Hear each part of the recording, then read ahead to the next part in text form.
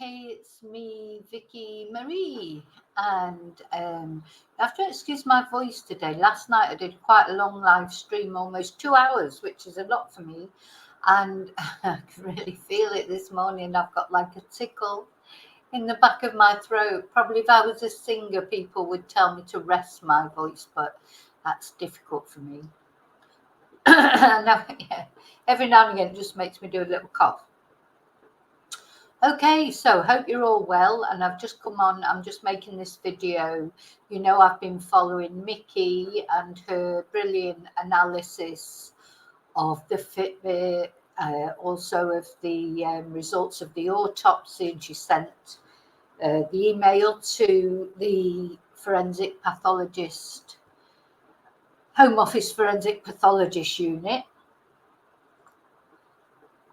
and I covered that, but for me, the best thing that she covered, because it's something that I don't understand at all as far as the Nicola Bulley case is concerned, was the issue of the Fitbit. So it's important that I have done another video on the Fitbit, on Vicki's findings about the Fitbit. Vicki did a lot of experiments. She understands how Fitbits work. She understands the technology of it, which I don't at all. So I'd always stayed away from the Fitbit. You know, I prefer to talk about other things that I know more what I'm talking about, or just to chat about the whole situation generally. Whereas Vicki's a bit more analytic, a lot more analytic than I am. And she definitely knows about Fitbits, and I think it's been a real challenge. You know, very well researched her first. She does a vlog. Vicki does a vlog, or a blog actually, and you can subscribe to it free of charge. I would please recommend you to go over to Vicki's blog and subscribe, because you know, and then whenever she's got some new findings on, I mean, she's concentrated on the Nicola Bulley case at the moment because it's recent, but she does talk about other missing people also. So then you'll get these updates directly into your inbox, as I do, because I have subscribed to her. And I noticed that she's done a further, she calls it drip. Let's have a look anyway, because this is what I wanted to tell you about, some more information about the Fitbit. Sorry, my throat is really tickling. Okay, so she's called it drilling down on the Fitbit data. So really, it'd be a good idea for you to read. I mean, you can go to her, I suppose you just, if you put in Mickey as in Mickey Mouse, but this is a girl, not a boy. This is Michaela. If you put in drilling down on the Fitbit data, Vicki, into your browser, it will come up. And you'll be able to get all, if you go back to the home page, yeah, you can see all the different, look, she did the red flags. She did the return of the glow up, the return of Paul to social media, etc. Red flags, complaints 1 and 2, the complaint to the Home Office. So she's done quite a lot of different articles, and you can subscribe then. You get a notification every time she publishes a new blog. Okay, sorry. So the one that we're looking at today, or I'm looking at today, that I want to tell you about, is the drilling down on the Fitbit data. Now, as I said, this is the most helpful for me because I just don't understand the Fitbit at all. And when I don't understand something, I try and avoid it. It's a bit like burying my head in the sand, because this concerns like technology and numbers, two of my least favorite things, and exercise. Anyway, let's read what she says. There's more. Unfortunately, there's more. The Fitbit rabbit hole is endless, and that's probably intentional by the person or people responsible for Nicola's death. I believe someone is responsible for her death. So Mickey is making it quite clear there that she believes someone is responsible for Nicola's death. Now, she's not casting aspersions at any one person in particular. She's not, but she, like many of us, just don't feel that everything adds up. You know, and if someone was to say to me, do you feel that someone is responsible for Nicola's death? I would say 80% of me thinks that someone is responsible for Nicola's death. And the other 20% really is still that someone is responsible for Nicola's death, because I feel that if she did do something to herself, she was probably pushed to it or something happened. The accident, I don't believe it was an accident. That is the one thing I definitely don't believe. That's the conclusion they came to at the inquest. I think it's completely wrong. I don't think there's any proof that it was an accident, and it should have been an open verdict. And it may be that Nicola did it to herself, or it may be that somebody did it to her, pushed her in. I mean, I don't know how it happened. I just think there's more to this than meets the eye. So really, I agree with Mickey. There's a tiny bit, maybe I'm saying 20%, much less, maybe 5% of me thinks there's a possibility that Nicola did it to herself. But the one thing that's, in my eyes, 100% certain is it wasn't an accident. And the thing is, if she did it to herself, that remains, why was the body not found for so long? So anyway, so Mickey believes someone is responsible for her death. She says, pick any aspect of this case and the number of obfuscations, fibs, exaggerations, lies, outright lies, and general lack of concrete information, and this could send you on a multi-day quest where you unearth 7 different theories, each as plausible as the last. And this is the point. I've got to the point now where, you know, I don't believe in conspiracy theories. I do believe in some conspiracy theories, but not concerning Nicola's death, really. But, you know, it's come to a point where you think, well, it's just as possible to be that as it is to be what the coroner said it was, because there's no evidence for any of it. So that's unfortunate. I feel like the inquest has just made everything worse. And people say, oh, you know, move on. You heard the facts. I didn't hear facts during that inquest. There's the chihuahuas going past there. There you go. You know where you've got to go, don't you? Come on. Can't we?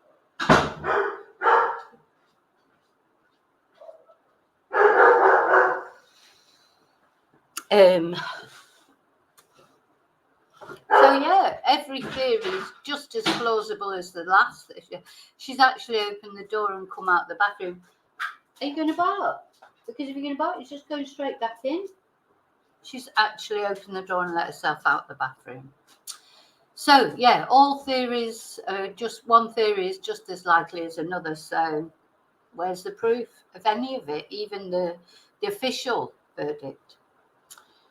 Anyway, so some might say, and sometimes I think this, it does cross my mind, and it's thank you to all you out there that send me emails, make nice comments, join my live streams, like my videos, join my membership, send me a coffee, send me a super chat, send me a super thanks. It's thanks to all you that I am even still doing this, because as Mickey says, some might say, what's the point? We're never going to get to the truth. But she says, in my view, that's what they want you to say. They want you to give up.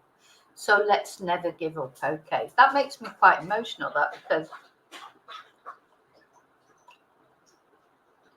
it's easy to give up, you know, especially when we get insulted for doing it. You know, people say, no, you know, social media trolls and this, that, and the other. And sometimes you think, oh, what's the point? You know, you're actually trying to fathom out why this story doesn't make sense. It feels like a story. And then you're being sort of reviled for wanting justice for someone, for wanting to find out the truth about something. So let's agree with Mickey. Let's never give up, okay? So then she says, today I'm looking at information that can get us to a more narrative, like retelling of what happened to Nikki using the Fitbit as a guide. I'm not there yet, but I'm getting closer. I'm starting with an important question posed by Olivia on Twitter yesterday. Essentially, is it even true that Nikki's Fitbit hadn't been synced since Tuesday, January the 24th, as Emma claimed to the Mirror on February the 4th, the day after, the day that the Fitbit stopped recording data? Let's explore the possibility that the Fitbit had been synced on or after January the 24th. What could this mean? Yeah, now see, I never really understood that. That's why I don't know what it means to say that it's been synced or it hasn't been synced. What does that mean? This is a much more nefarious scenario than if Emma, messenger of you-know-who, is telling the truth. They're both still nefarious scenarios. It suggests that data from January the 24th to January the 27th might have been more incriminating somehow.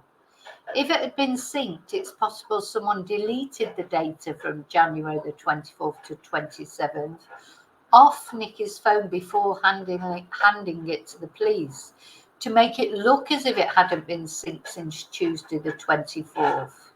This is easy to do within the Fitbit app. You can delete a custom date range and even individual types of data. So, and then there's a video there that you can go to that walks you through the process.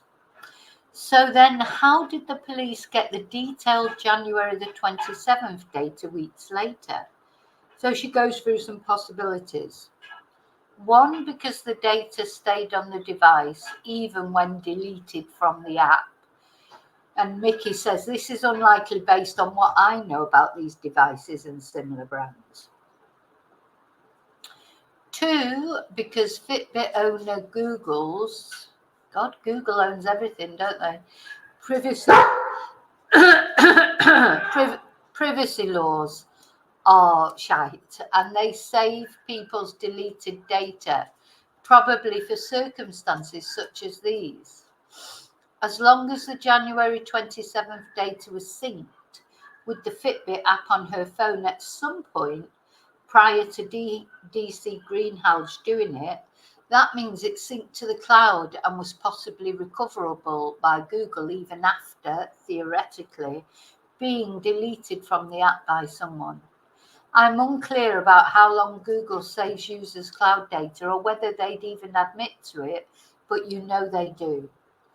Again, Fitbits don't sync to the cloud without the phone, so in my opinion, it still had to have been synced by someone with her phone before February the 3rd. Number 3, because the perpetrator faked, amended or edited some or all of the January 27th to the 4th data to get it ready for when the device was found with Nikki. Faked by having someone else wear the device, manually entering or changing data after removing the Fitbit from Nikki, or a combination. In my opinion, you'd still have to sync it by February the 3rd at the latest in order to get detailed data from January the 27th to show up on there. And then you'd have to sync it again to get January the 29th to February the 4th, the last 7 days of data on there. You know, my mind's got a bit of a blur now because I don't know where it is. I definitely have got some sort of number dyslexia. when I see all those dates and that, my head just sort of starts swimming around. And that's why I'm so grateful to Mickey for doing this, because someone with a more analytical mind has been able to do that. And I know that some of you out there, you like your like analysis, you like your date facts, you know, number facts, and that's something that is my weak point. So number 4, the other reason, it could be because police faked the January 27th to February 4th data, which she says is highly unlikely in her opinion, but worse, yeah, more corrupt things have happened. I don't believe my personal opinion, I don't believe the police faked anything. I believe that they've tried to, because they just did everything wrong right from the beginning. That's how I look at it. They did everything wrong right from the beginning. And so then everything they've done since then is more designed to save face than anything. I don't think there's any, you know, I don't think they'd want to, you know, any harm for Nikki or anything like that. But I think they're definitely a bit clueless. And that takes a lot for me to say, because I normally am on the side of this has really opened my eyes. And remember that, at least in my view, Mickey's view, it's still not possible that the Fitbit lasted until February the 4th in cold water.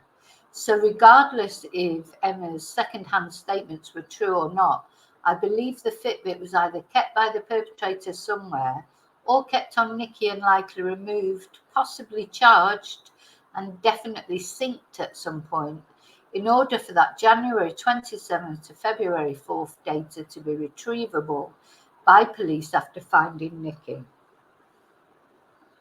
You just can't separate the not synced since Tuesday situation from the Fitbit battery life is terrible in cold water situation. They are linked. Would be interesting, wouldn't it, to next January do a well, as far as you could, obviously not with a real body, but, you know, putting a Fitbit in the water, you know, tied to something as if it was a body and leaving it there for 23 days and seeing what happened. You know, it would be interesting to be able to do that. So it's not a question of if a Fitbit ruse began, in my opinion, in Mickey's opinion, but how early it began. If what Emma said was true and the Fitbit genuinely had not been synced since January the 24th, what could this mean? So this could mean 1, the Fitbit was simply out of range of the phone, roughly 100 to 500 feet, depending on Bluetooth technology on her phone model, after January the 24th. This can sometimes cause it to stop syncing automatically to the app, even if Bluetooth is still on both devices and background sync is enabled. This has been reported by users quite a bit on the Versa4 forums lately. Background sync is a setting in the Fitbit app that allows you to sync your data frequently throughout the day without having to open the app. We don't know whether Nikki had this setting checked or not. 2, the Fitbit was deliberately disconnected from her phone. See, I think, you know, apparently when Paul turned up at the bench, she just opened her phone, so knew the password. I think somebody was messing with Nicola's phone personally. So this would be done by selecting Forget Device in the Bluetooth settings of her iPhone. Note that Bluetooth cannot be switched off on the Versa4 device itself. It is always on, and therefore the device is always discoverable, providing it's on, it's within range of her phone or within 100 feet of a phone with a Find My Fitbit type app on it and not in water, which can disrupt the Bluetooth signal. Number 3, Nikki simply didn't open the Fitbit app between January 24th and 27th. Again, if she did not have the background sync enabled on the Fitbit Fitbit app, she would have had to manually open the Fitbit app every time she wanted to sync her data. It's also possible that she had background sync enabled, but someone turned it off. The end point is the same. Somehow, and even thicko like me understands that this is weird. Somehow the battery lasted at least 8 days, and somehow DC Greenhalgh was able to obtain 9 days of detailed data off a device that only stores 7 days of detailed data. Based on my exchange with Fitbit community mods and members yesterday, the latter just isn't possible. I asked them basically whether that very scant data, intermittent heart rate between later on January 27th and February 4th, could mean that the device was able to store more than 7 days worth of data on it. The answer from a member was a confident no. A moderator also weighed in. And then she has actually put her messages on here. So she asked, "Hi, wondering if anyone can tell me how much data I'll get on the app if I don't sync my Versa 4 for more than 7 days. How much data will there be? The manual says only 7 days of data is stored on the device itself. But what if the Fitbit isn't worn during some of that time? Will it sync more than 7 days of data to my phone if there's less data to sync? Thanks." Okay, first answer. First, let me clarify that your Fitbit stores 7 days of detailed data and 30 days of basic data. I'm very confident that a day will be a day, even if you only wear it part of the day. That was an answer from the USA. Somebody else then replied, as the other lady has mentioned, or I presume it was a lady, it may not have been a lady, most Fitbit devices store up to 7 days of detailed minute-by-minute data. If you wait longer than 7 days before syncing, you may only see the most recent week's detailed data. Summary data, calories, distance, steps and floors, will be stored for 30 days. Nevertheless, if your Fitbit device was unpaired from your Fitbit account during this period of time, neither the 7 days can be recovered or restored. If your Fitbit device waited longer than 7 days before you could sync, bear in mind that you can manually add your data as long as you remember the exact amount of steps or the name of the activity you performed. Well, I may be able to speak fluent Spanish, but that is a bit like a foreign language to me.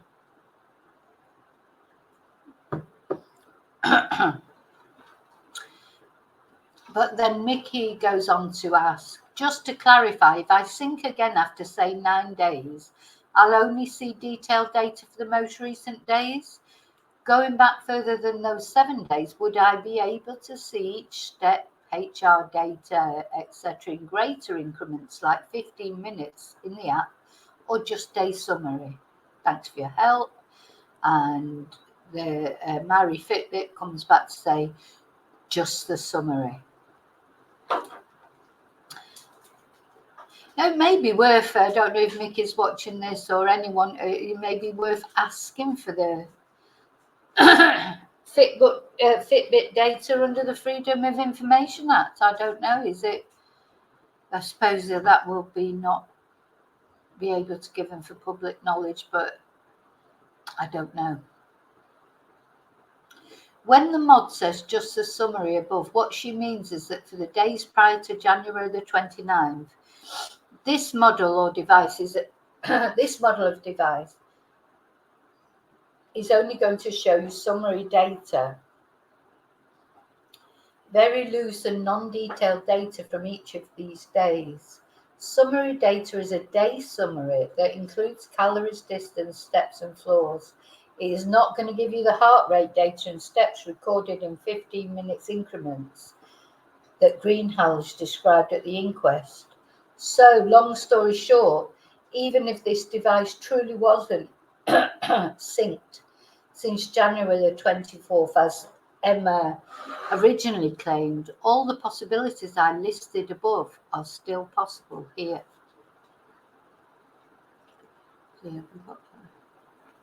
Not far to go now. Not because I'm not finding it interesting. It's just my throat is hurting. So the Fitbit was synced at some point between January the 27th and February the 4th. The data stayed in the cloud after that. I'm actually starting to understand it now, so thank you, Mickey. And therefore, possibly more than 7 days of it could have been retrieved for the police by Google if it was synced after Nicola disappeared. And or the data from January the 27th to February the 4th was faked, amended, or edited by someone. This would still require a sync before the one Greenhalgh did, in my opinion. What I'd expect from the ongoing College of Policing investigation is that this is all sorted out in a detailed and tech expert-led manner. Not that I'm holding my breath. They might be the next people for you to write to, Mickey. Here are the questions I have that, if answered, could explain the above insane web of possibilities once and for all. Number 1, when did DC Greenhalgh and or his colleagues first open the Fitbit app on Nikki's iPhone, and what data did they see when they did? Was some of this data examined before Nikki and the device were found via the app? Did they see details about oxygen levels, breathing rate, sleep, resting heart averages, etc., in addition to steps, exercises, heart rate? Was there data from every day until she went missing, or did it stop on January the 24th? Now, I read a very, I watched a very interesting sort of crime story, if you like, or not story because it was true. People have been caught, murderers have been caught by Fitbit data. And this particular case was a husband murdering his wife. And I'm not just picking that because of the situation here, but it was a husband murdered his wife. And it was the Fitbit data. It was over in Greece somewhere. And the Fitbit data, was key evidence that was given in the trial. But maybe I'll cover that case one day. It's interesting. Anyway, number 2, what were the settings in her phone and Fitbit app when police first examined it? Was background sync on? Was her Versa 4 listed as a device in the Bluetooth settings of her iPhone? If someone had selected forget device at some point, the Versa 4 would not show up in her list of my devices. These 2 questions matter immensely. They could be the difference between foul play and not foul play. Were there other Fitbits in the My Devices section? Did her partner own any Fitbits? Or did he have any listed in the My Devices section of his phone, including any of Nicola's? How about friends or family members? So yeah, it's interesting, isn't it? Even to me, it's interesting.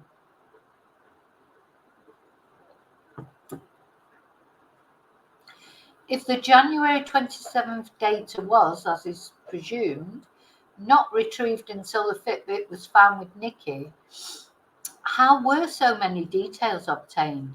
How did the device store 9 days worth of detailed data instead of the 7 claimed by Fitbit?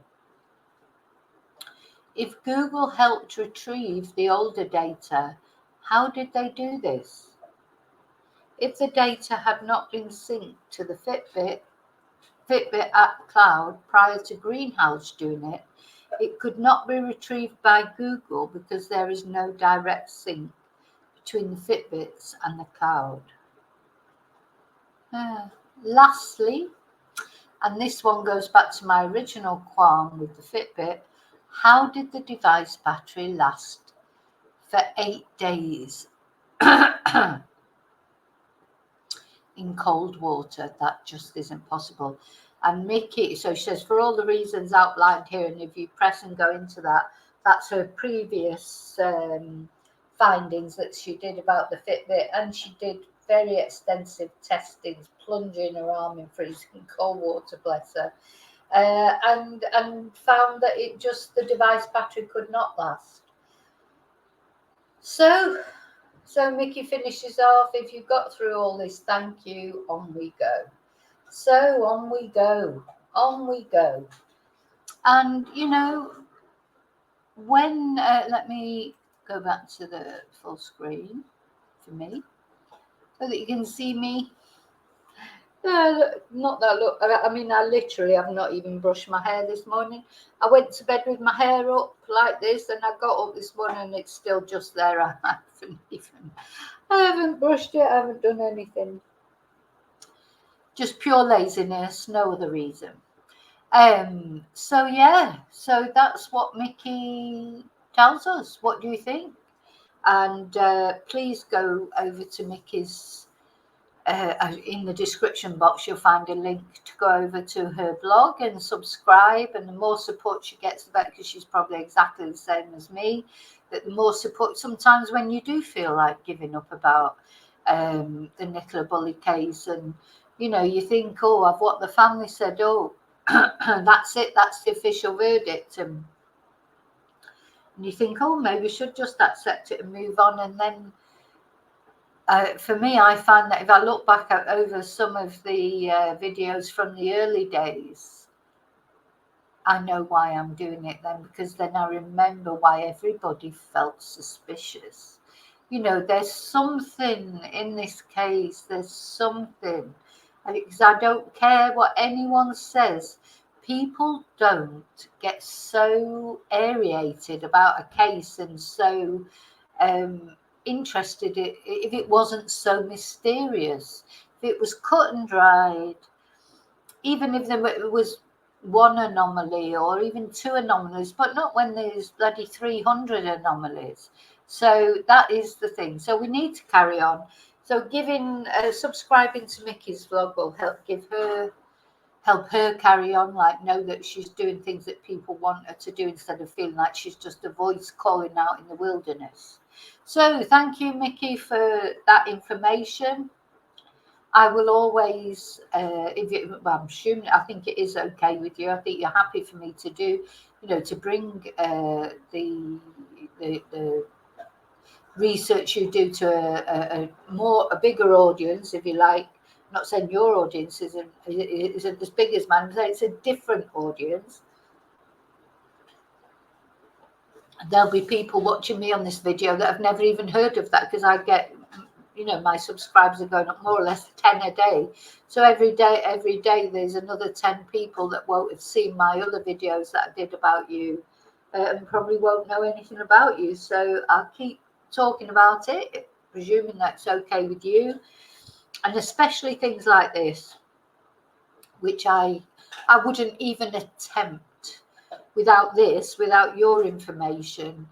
I wouldn't even attempt to do a video on the Fitbit, because I'd just be completely lost. I wouldn't know where to start. I don't know anything about them. But having said that, I feel like I know a lot more since I've read your blogs. And the other thing is, it does make sense to me. I think the Fitbit has been like the holy grail of this whole case, hasn't it? It's been talked about so intensely because people know how much data is kept on these things, Yeah, so it may end up being the key. Sometimes I think, oh, in 10 years, will we still be talking about this case? Well, we may well be, if nothing's developed, or, people still talk about the Madeleine McCann case 20 years on. So, or it may have been solved, of course. It may have been solved by then, or to our satisfaction, or something may have come out. Gosh, I think I'm going to have to go back for a nap. It's the heat. So thanks for watching, for all of you. And yeah, it's definitely all my subscribers, all my chatters, everyone who comes into the chat, everyone who likes the videos, everyone who's become a member. Got really quite a lot of members now. I'm really pleased with that. You are the ones that keep me going. Everyone who sends me a super chat, buys me a coffee, anyone who supports my channel in any way, it's because of you that I keep going. Not only with the Nicola, obviously I do other cases as well that I like to talk about, but whenever anything comes up over the Nicola Bulley case, I will be chatting to you about it. Okay, so remember to always live and love very carefully. Maybe don't get your partner a Fitbit for Christmas. I don't know. I don't know. Fitbit, I don't think it's for me. The only thing I thought about a Fitbit for the steps, I like to see how many steps I do in a day. I would sort of quite like something that tells me to stand up every now and again, because sometimes I can get onto the computer and I'm sitting for too long a time. And really I need to at least stand up and walk around once, even if it's just a little walk around the living room, once every half an hour, don't I? Or certainly once every hour. So something to just beep at me. I suppose I could set my phone to do that, just to tell me stand up, walk around, get circulation going, don't sit there. Just, so for something like that I would, but maybe I'll get Versa 4. Okay, so remember to always live and love very carefully, very wisely. Thank you so much for watching. Look after yourself, because you are the most important thing. And I know that there's some of you out there, some of my chatters, going through some quite difficult times at the moment. I don't mean financially, I mean difficult emotional times, for one reason or another that you've shared with us. And special prayers going out to you. And until I see you again, may your God always go with you. Thank you so much.